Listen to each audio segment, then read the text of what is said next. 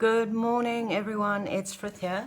This is my third video for the LHP series I'm doing, which is basically just documenting my personal journey as a practitioner of this amazing protocol.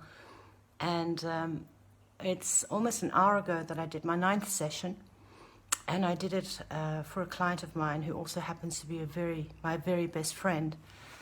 And it was a really special session because of our connection, our higher selves were really going for it.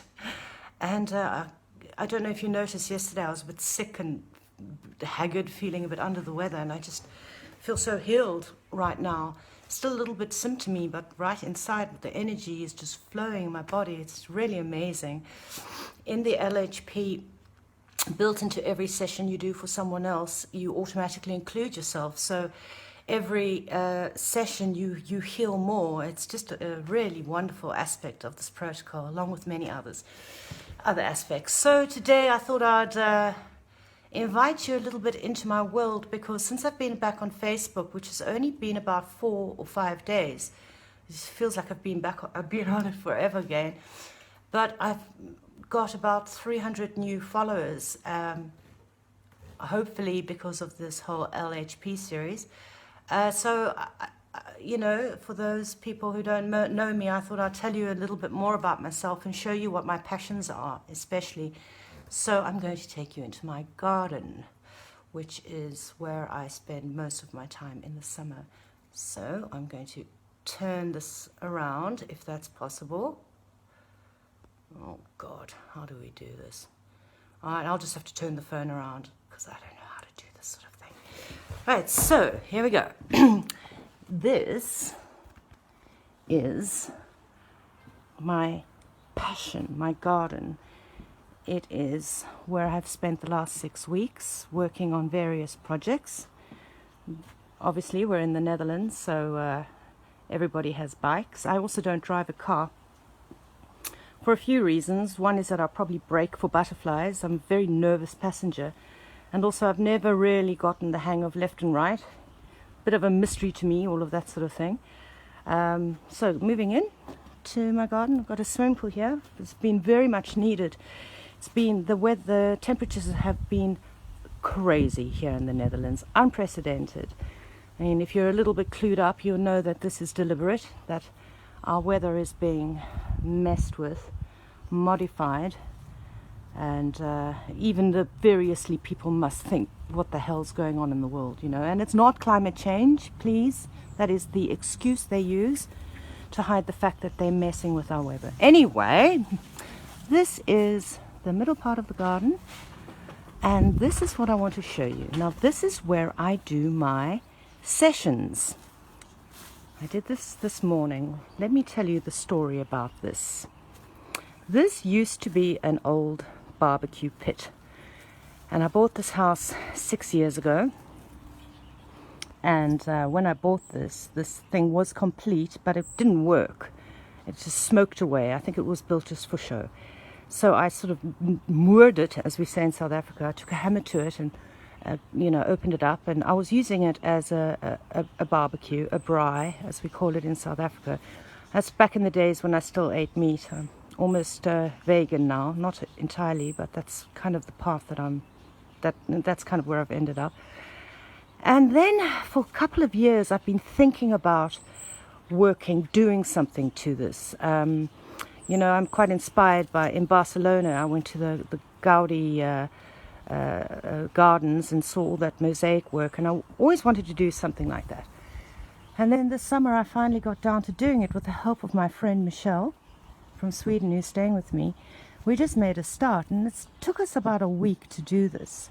It was a bit of trial and error, figuring out which cement to use, and I collect all sorts of things, and we just decided to shove them in everywhere. That's my son Terry, and this is my very dear partner Jan.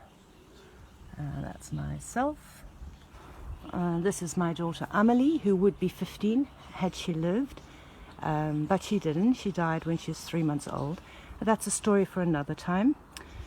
That's Moraine. He is Jan's oldest son. He's 15. He's a complete joy. And this is Joris. This is Jan's younger son, who's 12, and he's a phenomenally talented footballer. A very lovely child. And that's my dear mother, Nettie. My South African friends will remember as Jenny. They called her in South Africa, but in the Netherlands she's called Nettie. And then down here we have Michelle, who is karmically, it's just a very interesting story about Michelle. We are very, very connected from many lifetimes, and this is where I sit. So I sort of did a sort of starry night thing. I'm actually going to get in here for you and you can see the view. Ta-da!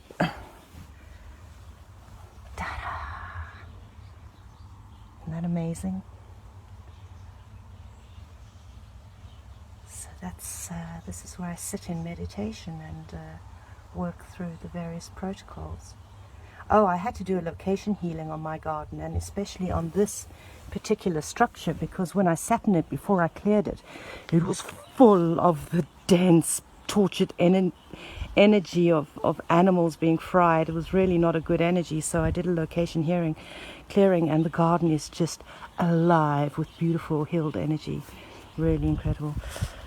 This is a failed pond experiment, which I'm going to fill up next summer with soil and grass. This is call it kunstgras here. It's not real grass, it's artificial. It's the sun, which is just coming up.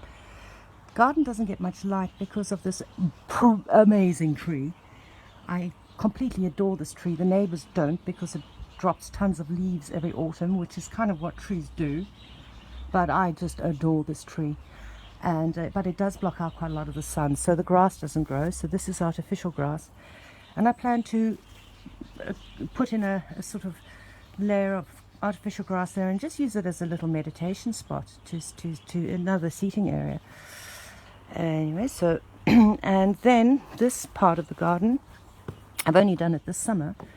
I've turned this into a rockery of succulents. And it's getting along quite nicely. Some of them haven't taken, I think, overwatered it, but it's getting there. It's really a delightful thing to look at. And then this is my what I'm going to call. I think I'm going to call it the butterfly terrace, because that plant there and that plant and that one attract butterflies like crazy, and bees. But lately, butterflies have been mating like crazy here, flittering around, and I thought of calling it the butterfly bar. It's kind of like a hangout spot for butterflies, getting all horny. And so I'm sort of working on that sort of theme. I'm moving into my studio / shed. This is where I create all my art. It's a project I'm working on with Michelle. Oh, should I turn on the light? And I'm going to make this, I've just started this yesterday. I'm going to turn it into a big butterfly picture and hang it up on that wall behind at the butterfly terrace. These are some of the projects I'm working on. This is which way does it go again? Merkaba. I've got a story to tell about that. Anyway, so this is my garden. And it's a complete joy. I'm very, very grateful for it. I've worked very hard for it as well. You know, I don't have any handouts. Nobody supports me financially in this life. I've done it all myself. So, you know, all you ladies, independent, throw your hands up in the air. This is a painting I've just finished. Now, there's a story behind this one. I don't know if you've watched my interview, but in 2017, I had a very tough year. I went through a dark night of the soul, and it was probably the hardest thing I've ever been through. And the only way I could get through that year was by seeing myself as a phoenix rising out of the ashes of my life, which is how it felt at that time. Everything collapsed, and that was the vision I had in my head. And so I started it last year, but I've just finished it. I'll zoom in on some of the details. This is the sort of karmic pile that crashed in, that was me. And then those are peacock feathers, by the way. I didn't buy them. I don't agree with buying feathers. But my mom has a peacock that is often in a garden from a neighbor of hers who has a sort of small holding. This peacock very generously drops its feathers, and I've used it for my art. Here is, well, call it what you want. Satan, the serpent, reptilians, whatever, and I'm facing this damn thing down and clutching onto Gaia, Mother Earth, trying to protect her, which I'm doing now through the protocol. And yeah, so that's one of my pieces of art. Another and I've varnished it, by the way, so it's waterproof. Another piece of art that I did, but I did this in 2000, 18 years ago. And that was a mad summer. I was walking amongst angels that summer, and I created this piece. It's actually the inside of my head. That round thing in the middle is the cochlea in your ear, or you know, the eardrum that leads to the cochlea into the mind. That dense thing is your subconscious or consciousness, maybe. Very complicated thing. Well, actually it's quite simple when you learn about it. Up there is source creator, and then here is the sort of positive and the negative aspects of love. Money is at the bottom because, you know, you need it, but I couldn't give a shit about money, honestly. If I lost every material thing today, it wouldn't faze me. I tell you that with my hand on my heart. Probably miss the garden though, but hey.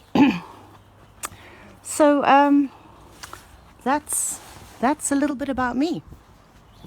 It's going to be another beautiful day, a bit cooler, because we had some much needed rain. Thank goodness. Crops are failing all over Europe. In Germany, it's disastrous. Potato crops are, yeah, well, what can you do but just, I do the protocol. What do you do about it? So have a lovely day, everyone. And tomorrow I plan to talk about some of the incredible experiences I've had in the 9 sessions I've done. I'm going to talk a little bit about what I saw and felt, etc. So I will do that tomorrow. Have a great day and goodbye.